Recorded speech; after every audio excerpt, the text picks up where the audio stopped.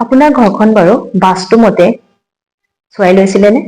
আপোনাৰ ঘৰখন যোনখিনি মাটিত আছে সেই মাটিখিনি আপুনি বাস্তুসন্মতভাৱে হয়নে নহয়, সেই মাটিখিনি আপোনাৰ পৰিয়ালৰ সকলোকে উন্নতি দিব নাই সেইটো বাৰু চেক কৰাইছিলেনে? যদি নাই কৰা, আপুনি ঘৰখন হোৱাৰ পাছতো এইখিনি কৰি চাব পাৰে। আমি সেই গোটেইখিনি আপোনাক প্ৰভাইড কৰি দিওঁ।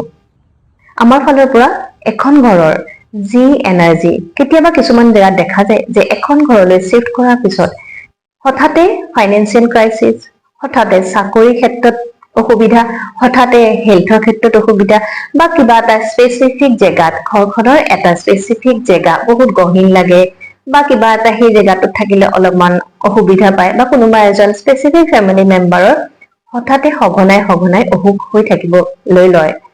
সেই গোটেইখিনি হ'ব পাৰে সেই বাস্তু মতে সেই ঘৰৰ তলত থকা কিছুমান এনাৰ্জিৰ পৰা। আমি সেই এনাৰ্জিবোৰ চেক কৰোঁ। কিছুমান ঘৰৰ তলত যেনেকে এনিমেল বা আন কিছুমান নিগেটিভ এনাৰ্জি থাকে।